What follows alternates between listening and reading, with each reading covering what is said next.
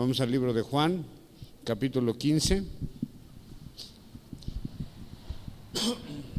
Es un capítulo muy conocido, todo el mundo lo predica, todo el mundo lo dice, todo el mundo lo interpreta. Y ya he dicho que desde el capítulo 13 al 17 debería ser una sola pieza literaria, es decir, no debería haber ni una división, porque es todo lo que sucede durante la cena de la Pascua, que es llamada la última cena, donde se inspiró Da Vinci para su cuadro, ¿verdad?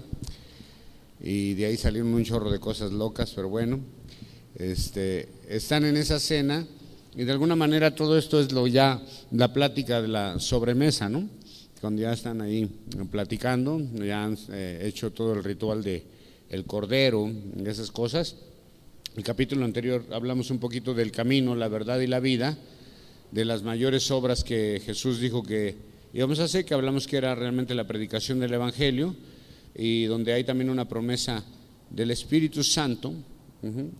Aunque dije que no había dicho, la primera vez no dice exactamente Espíritu Santo, y una promesa de paz de parte de Jesús. Y en esta porción de Juan 15, que no vamos a terminar hoy completo, pero vamos a ver la mayoría, es el capítulo de la vid verdadera, que realmente era muy importante para Jesús. Quería que lo entendieran perfectamente los discípulos, por lo cual les da una lección objetiva a sus discípulos. Y vamos a leer del versículo 1 al 7 para empezar, por favor, sígame. Yo soy la vid verdadera y mi Padre es el labrador. Todo pámpano que en mí no lleva fruto lo quitará, y todo aquel que lleva fruto lo limpiará, para que lleve más fruto. Ya vosotros estáis limpios por la palabra que os he hablado. Permaneced en mí y yo en vosotros, como el pámpano no puede llevar fruto por sí mismo si no permanece en la vid. Así tampoco vosotros si no permanecéis en mí. Yo soy la vid, vosotros los pámpanos. El que permanece en mí y yo en él, éste lleva mucho fruto, porque separados de mí nada podéis hacer. El que en mí no permanece será echado fuera como pámpano y secará, y lo recogen y los echan en el fuego y arden. Si permaneces en mí y mis palabras permanecen en vosotros, pedid todo lo que queréis y os será hecho. ¿Ok? Señor, gracias por esta porción. Te pedimos que nos ayudes a entenderla en nuestra mente, en una manera razonable, Padre, en una manera inteligente, y que podamos ponerlo por obra en nuestras vidas, en el nombre de Jesús. Bueno, Jesús comienza como siempre con el yo soy, que es el gran yo soy, la forma en que Dios se presentó en el pasado al pueblo de Israel, y Jesús en repetidas ocasiones dice de él lo mismo, ¿no? Dice yo soy.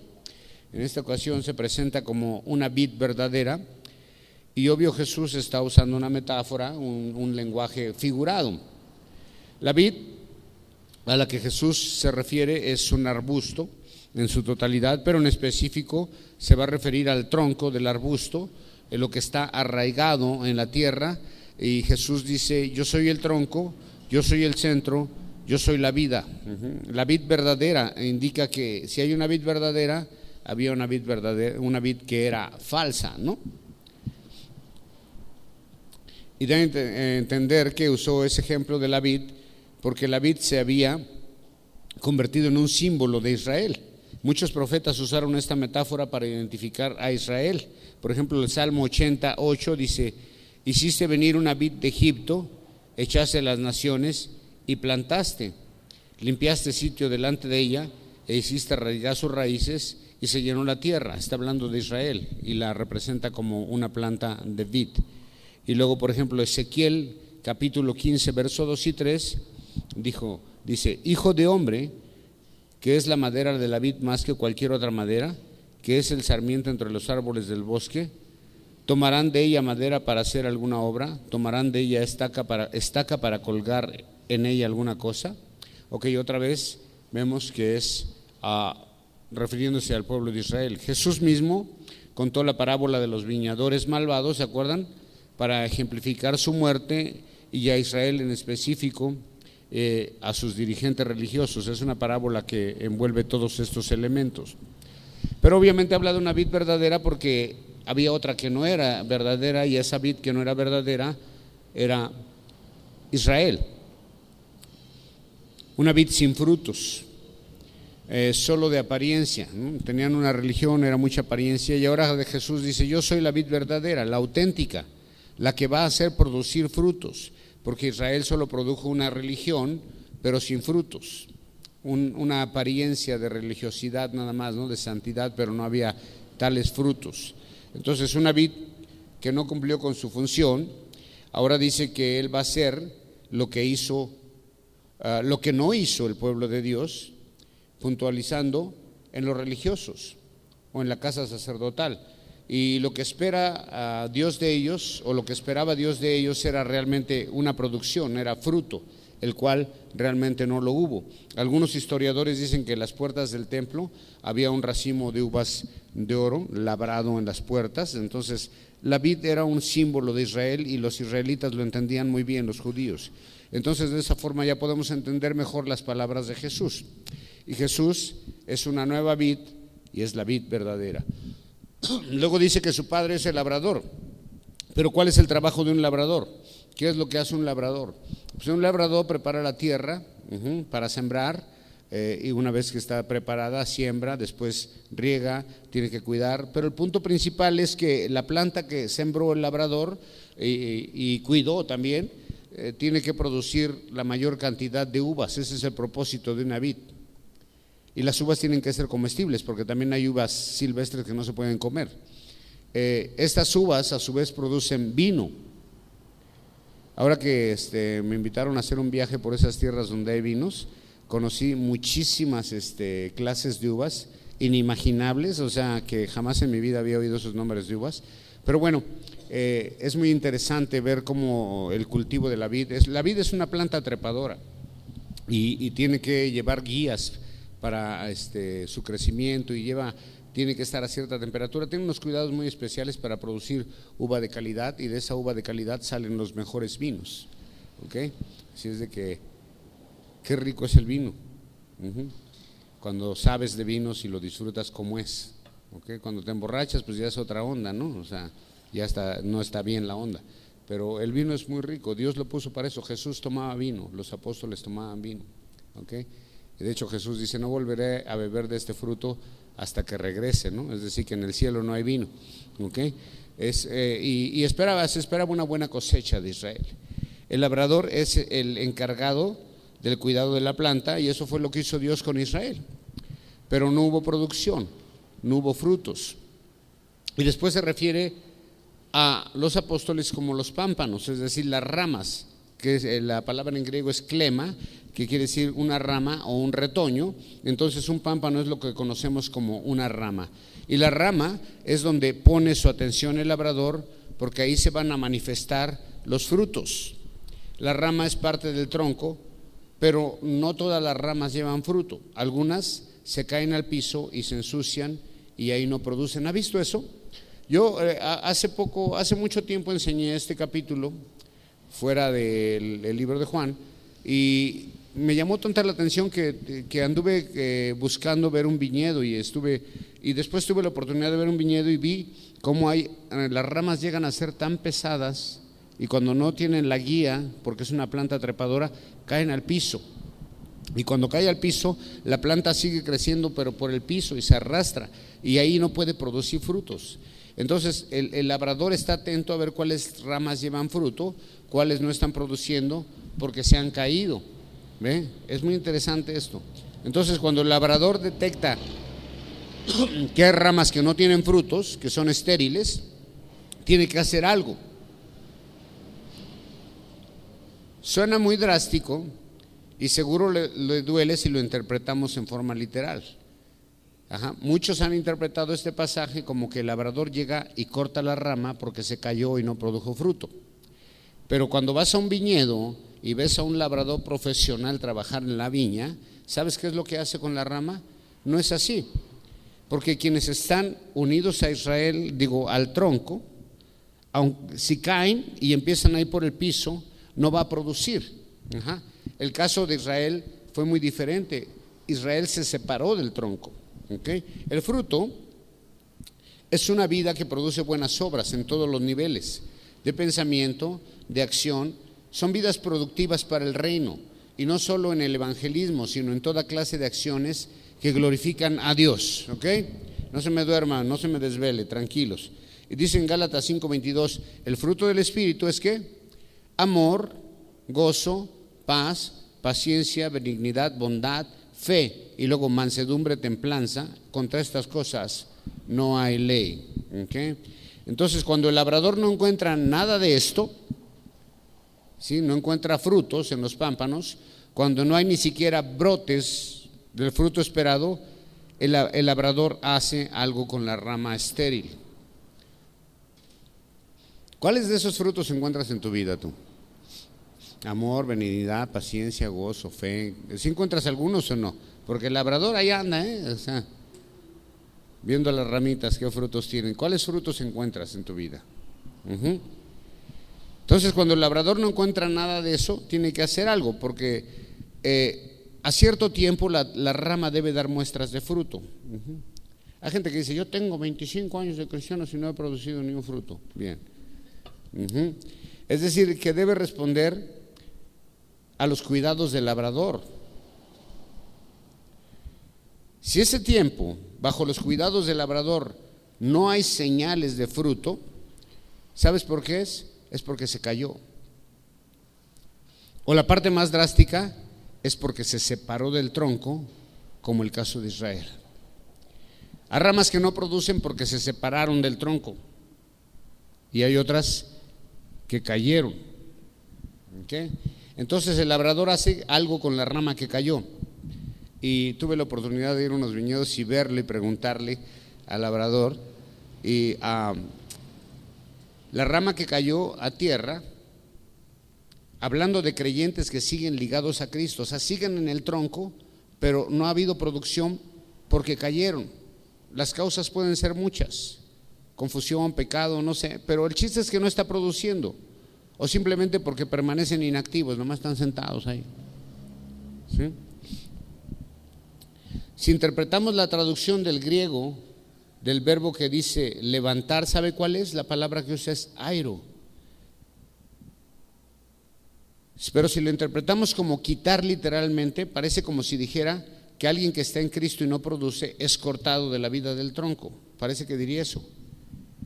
Pero solo es quitado quien se ha separado del tronco realmente, quien voluntariamente se ha separado del tronco. Pero airo es traducido en la Biblia en muchas ocasiones como levantar, como izar, como recoger o como sostener. Entonces los labradores de las viñas, cuando caen al piso las ramas, ahí a causa de la tierra y el lodo no producen, andan por los suelos, pierden el rumbo y pierden la dirección. Entonces la vid es una planta trepadora, por lo cual el labrador, antes de cortarla, no es tan gandalla como pensamos, que no produjo, la corto, no. Antes de cortarla, intenta corregir el problema. La levanta, la limpia y la amarra a otra rama más fuerte en producción para que produzca. Porque Dios quiere que toda la vid sea productiva. Y si se está en Cristo, debe haber producción. Y si no hay producción, es porque no se está en Cristo o simplemente se cayó y hay que corregir. El labrador toma medidas intensas para corregir el problema. De la misma manera, un creyente que está en Cristo pero caído tiene que ser levantado y lavado, y el Padre va a tomar las medidas necesarias para corregir, para llevarlo al arrepentimiento y después de nuevo a la vida productiva de la vid. Si interpretamos airo como quitar, entonces solo aplica para aquellos que no pertenecen al cuerpo, aunque pretenden hacerlo aquellos que solo viven en una religión, pero sin cambios auténticos en su vida, sin arrepentimiento. Cristianos solo de nombre, pero de hechos no, como sucedió con Israel. aquel que lleva fruto, aquí tenemos otro caso, en contraste, cuando el labrador detecta producción, por pequeña que sea, hace algo diferente con esta rama. ¿Qué es lo que hace? Lo limpiará. El labrador hace lo que ni tú y yo haríamos. Comienza a limpiar, que aquí la palabra es katairo, que significa podar. ¿Okay? El labrador recorta y minimiza. Así que Dios, para lograr de nosotros mejores resultados, a veces tiene que minimizar algunas cosas y comienza a usar sus métodos, de manera que llegamos a pensar que Dios se ha equivocado en muchas ocasiones, pero Dios busca hacernos madurar, y busca hacernos madurar desprendiéndote de todo aquello que no es prioridad en tu vida, aunque parezca fruto. Y va a empezar a recortar todo aquello que a Él le parezca inmaduro o innecesario en tu vida. ¿Para qué? Para poder abrir espacio, para dar paso a lo que realmente está buscando, que son uvas maduras, de buen tamaño y de buen sabor. ¿Okay? Entonces hay muchas que impiden el crecimiento de las demás uvas. Entonces el labrador empieza a ver cuáles frutos sí son, y lo demás lo tiene que podar para darle oportunidad a que crezcan los buenos frutos. Los labradores expertos en la vid saben que si no podan con regularidad la vid, se hacen tan densas que no va a pasar la luz del sol y muchos frutos se perderían, buenos frutos. Por eso tienen que ir podando y quitar lo que estorba, lo que no es necesario.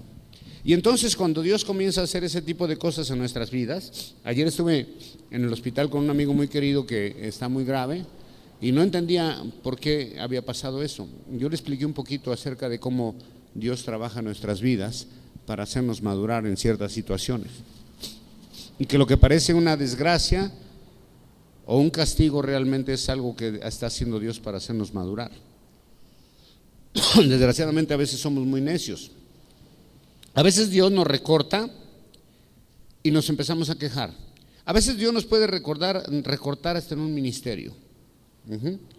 Decir, ¿sabes qué? Tienes mucho que hacer, ya no, te quita esto y esto, y nomás dedícate a esto en el ministerio. Y de repente dices, es que ya me quitaron todo. No estoy de acuerdo, porque yo antes hacía esto y yo puedo con esto y con aquello, pero Dios dice no.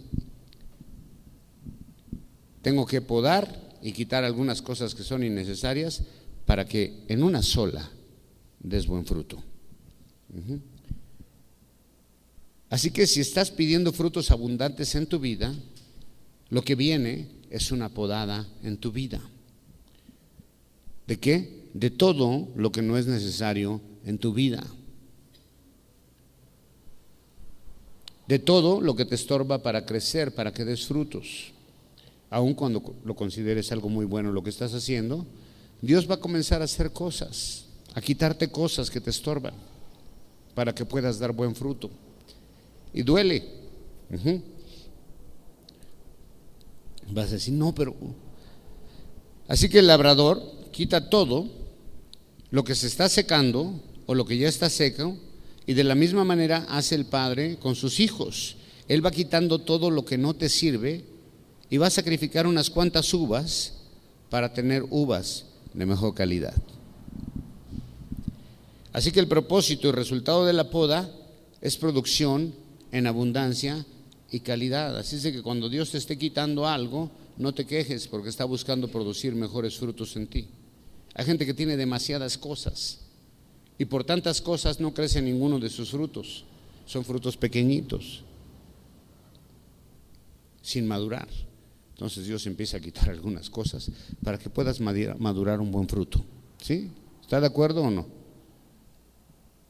¿Alguna vez ha orado así? Que ha dicho, Dios quita todo lo que estorba entre tú y yo. ¿Alguna vez lo ha orado así? ¿Sí o no? Inconscientemente. Bueno, ahora lo va a hacer con conciencia. Porque cuando le diga, Dios quita todo lo que estorbe, va a decir Dios, ok, empezamos con Facebook, paz. Ok.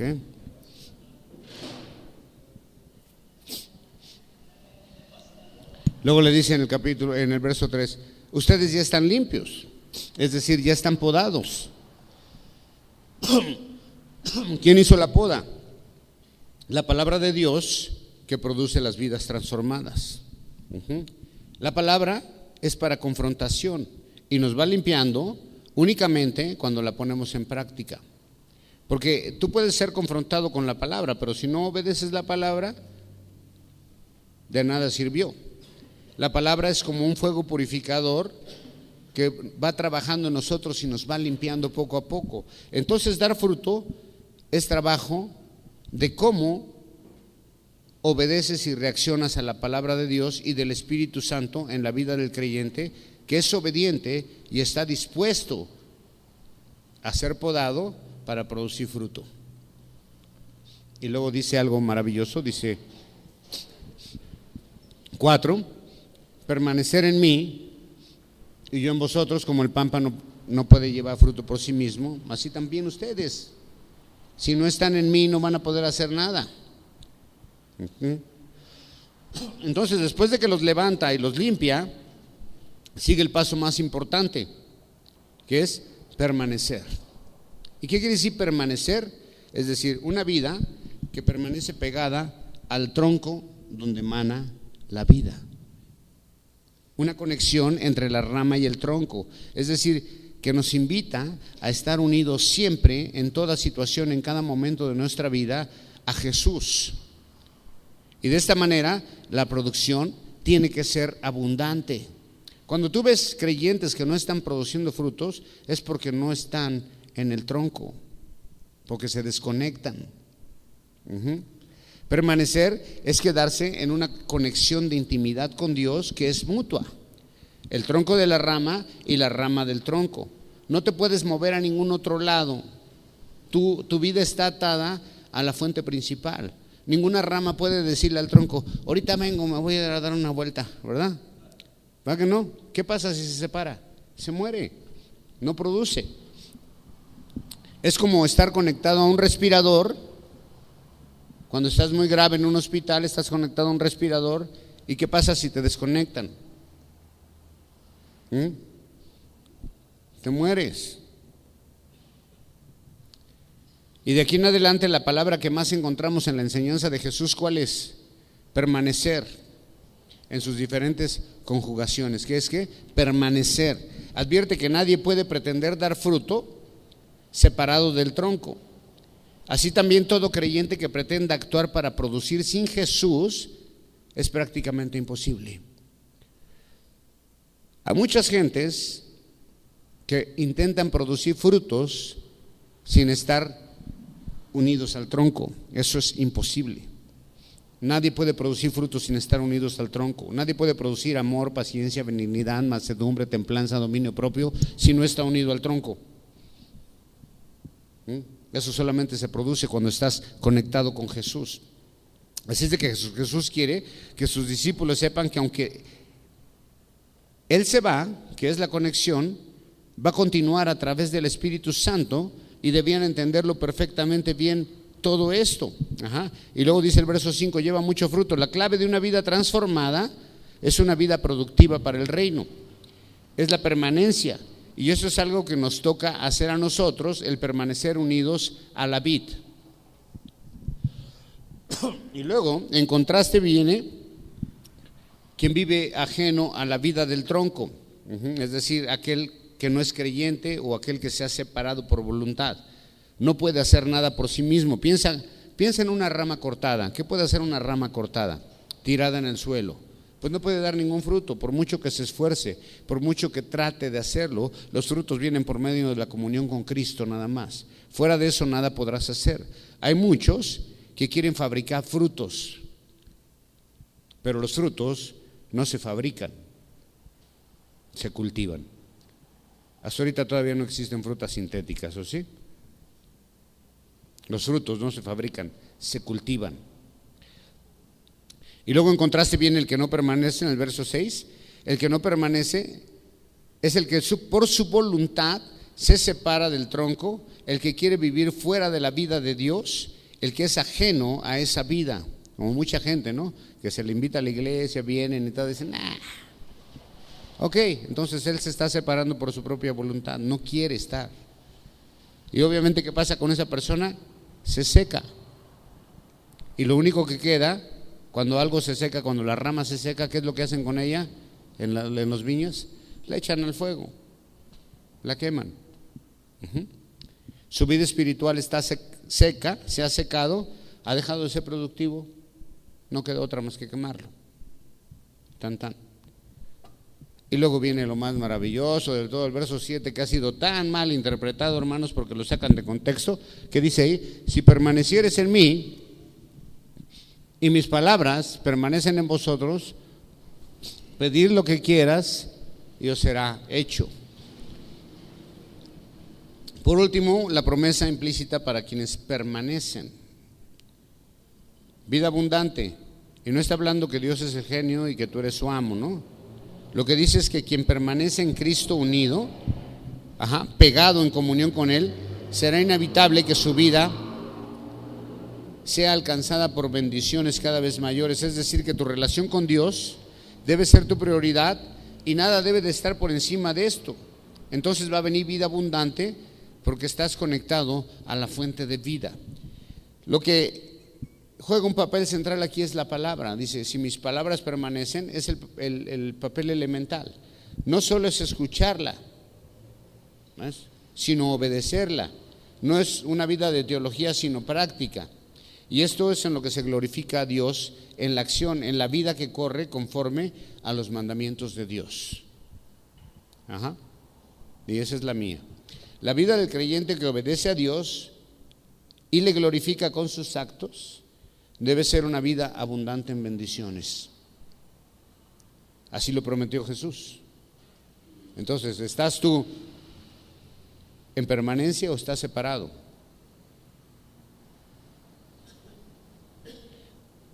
Del verso 8 en adelante dice: en esto se glorifica mi Padre, en que llevéis mucho fruto y seáis así mis discípulos. Como el Padre me ha amado, así también yo os he amado, permaneced en mi amor. Si guardareis mis mandamientos, permanecéis en mi amor, así como yo he guardado los mandamientos de mi Padre y permanezco en su amor. Estas cosas os he hablado para que mi gozo esté en vosotros y vuestro gozo sea cumplido. Este es mi mandamiento, que os améis unos a otros como yo los he amado. Nadie tiene mayor amor que este, que uno ponga su vida por sus amigos. Vosotros sois mis amigos y si hacéis lo que yo os mando. Ya no llamaré siervos, porque el siervo no sabe lo que hace su Señor, pero os he llamado amigos, porque todas las cosas que oí de mi Padre os las he dado a conocer. No me elegiste vosotros a mí, sino que yo los elegí a vosotros, y os he puesto para que vayáis y llevéis fruto, y vuestro fruto permanezca, para que todo lo que pidiereis al Padre en mi nombre, Él los dé. Esto os mando, que os améis unos a otros. Dice, para que sean mis discípulos, verso 8. ¿Cuál es la forma de convertirse en sus discípulos? Pues glorificando a Dios. Y glorificar a Dios tiene una evidencia clara. Es aquel que lleva mucho fruto, no poco o más o menos. El punto es que quien está conectado con Jesús debe de llevar mucho fruto. Y esto glorifica a Dios y no a sí mismo. Y luego pide en el 9 que tienen que permanecer, dice, en mi amor. Y aquí Jesús habla del amor del Padre, que es igual al amor de Jesús para aquellos que permanecen en su amor. Y quien permanece en el amor de Jesús, por consecuencia lógica, tiene que llevar mucho fruto, porque nadie que ama a Cristo puede estar sin producción de frutos. Mucha gente que dice, yo amo a Dios, pero no le encuentras ningún fruto. Aman a Dios, pero no tienen ningún fruto en su vida. Entonces, ¿cómo puede estar en ese amor de Dios sin producir frutos? Es imposible. Y luego dice el verso 10, así como yo guardo los mandamientos de mi Padre. Es decir, Jesús se pone como ejemplo a seguir en obediencia y en amor y en permanencia. Pero debe ser Jesús.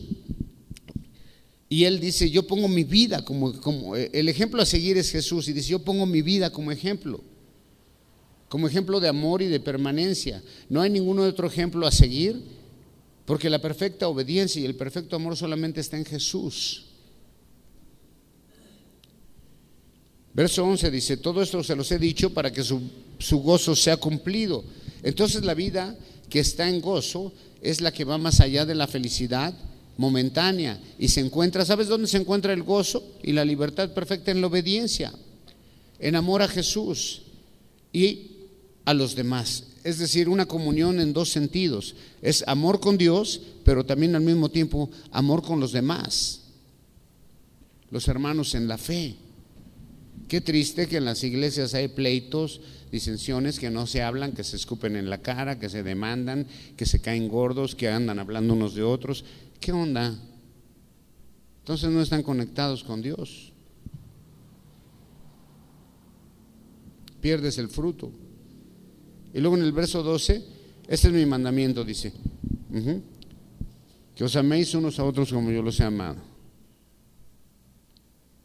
Pero es que os améis unos a otros como yo los he amado.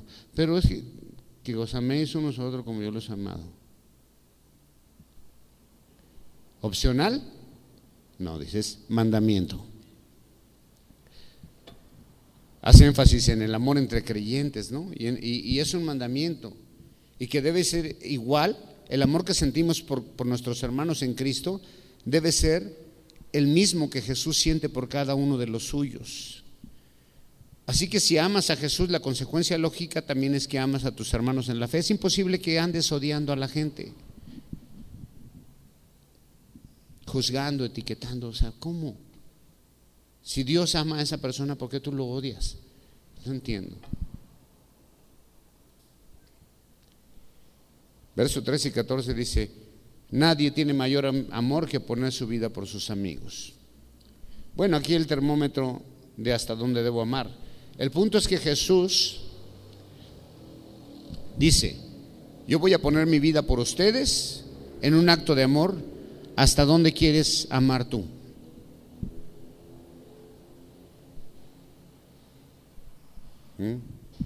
El mayor nivel de amor es así, hasta el punto de decir: puedo morir a esto por amor a mis hermanos en la fe. Wow. ¿Sí o no?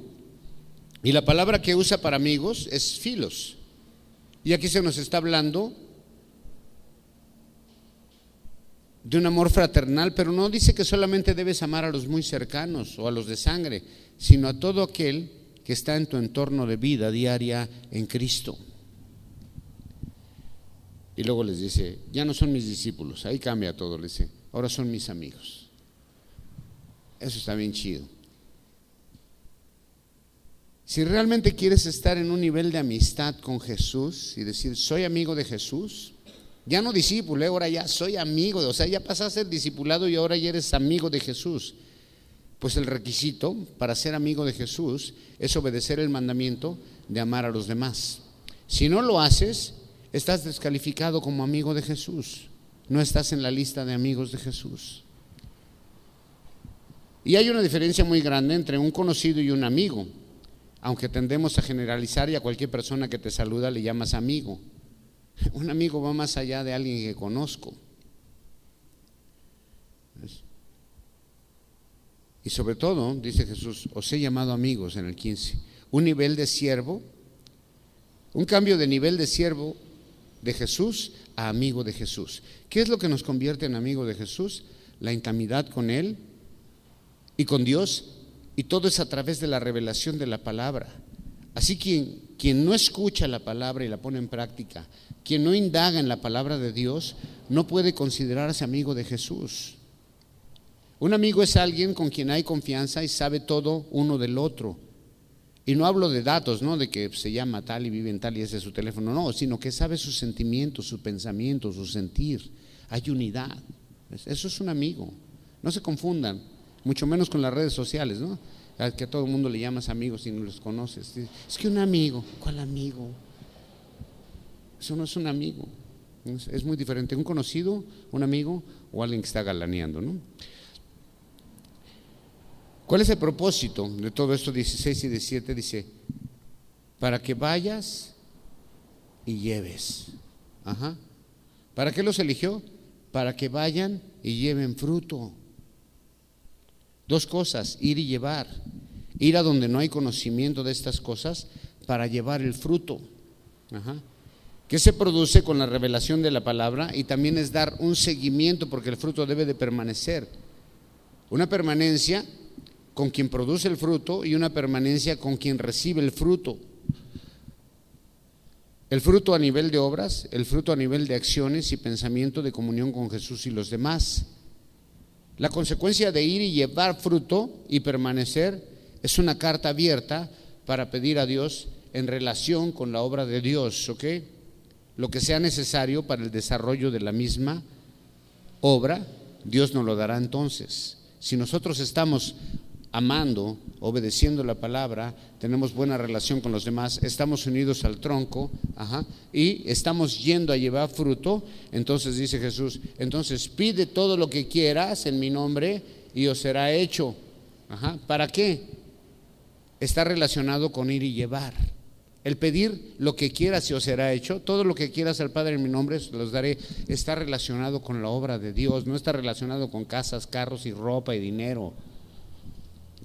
Dice, pide todo lo que quieras para hacer la obra de ir y llevar fruto y mi Padre te lo va a dar. De eso se trata. Mal interpretado, sí, todo el mundo dice, dice que pidas lo que quieras y te lo va a dar. Sí, pero ¿para qué? Para ir y llevar fruto y permanecer en fruto. Es decir, para hacer la obra de Dios. Dios nos va a dar los materiales necesarios, los medios para hacer su obra cuando el propósito es legítimo. Si existe comunión entre los que van y llevan, es decir, todos se aman y aman a Jesús y aman su obra y aman a la gente que recibe el fruto, entonces todo sucede a favor del reino y todas las bendiciones caen sobre eso, ¿ves? El punto principal es amor entre unos y otros, comunión verdadera para hacer la obra de Dios. Eso es algo que estorba muchísimo en las iglesias, ¿ves? La falta de amor entre los hermanos, la falta de perdón, el orgullo, todas esas cosas, ¿ve? Porque la gente cuando ve lo que pasa en las iglesias, lo he escuchado muchas veces, dicen, ahí todos son bien hipócritas.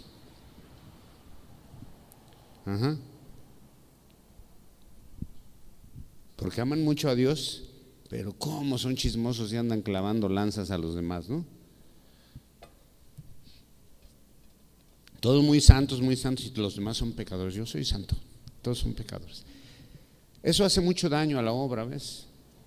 El juzgar, el etiquetar, el separar, el dividir, el hacer tu grupito, el chisme, o sea, todo eso hace mucho daño a la obra. Separa, frena la obra de Dios.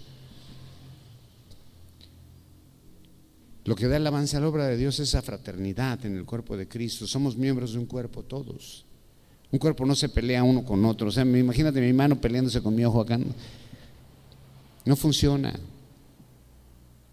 No funciona así. Así no va a funcionar nunca. Entonces el punto principal es el amor y comunión entre los que van y llevan. Sin eso no hay progreso de la obra, porque sin amor en comunión, los materiales necesarios, los recursos para la obra no llegan aunque los pidas, porque estamos fuera de la obediencia y de la comunión con Dios. ¿Ven? Por eso Jesús insiste en el amor entre unos y otros, porque la única forma en que avanza la obra de Dios es estar unidos al tronco. Y al estar unidos al tronco, tiene que haber un amor fraternal entre toda la vid. ¿Sí me entiendes? Toda la vid está en el mismo tronco. Por lo tanto, todos son parte de lo mismo y todos se aman. Y cuando hay eso, los frutos comienzan a salir y son frutos maravillosos. Si no hay esa clase de relación dentro del cuerpo de Cristo, la obra no va a avanzar. ¿Ok? Nomás le estamos jugando al monje.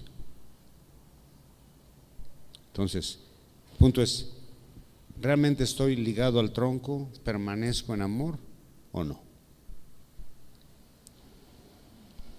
¿Soy parte de la vid verdadera o soy parte de la vid de apariencia, ¿no? Algo que parece una vid, pero que realmente no es, porque no encontró ningún fruto en ella.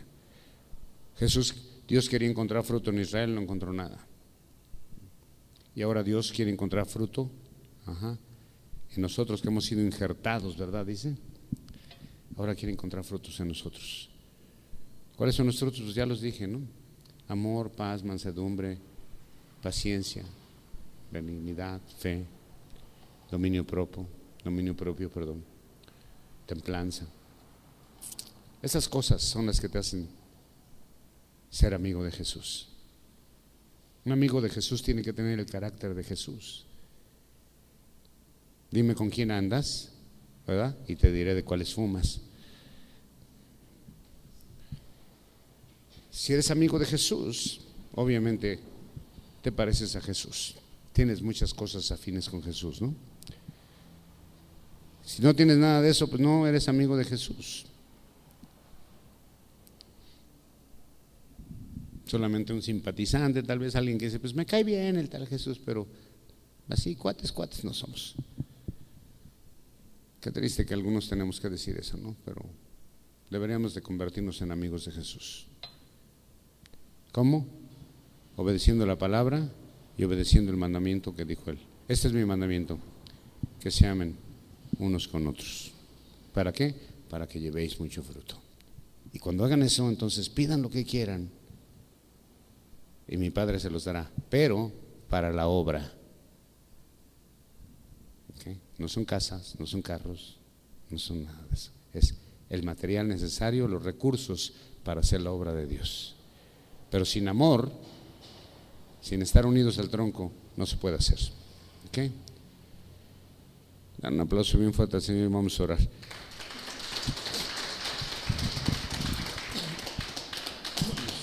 Señor, gracias te damos por el amor que tú nos has mostrado, un amor verdadero, Señor, no solamente de palabras, sino con hechos, porque tú decidiste morir por cada uno de nosotros y de manera cruel, Señor.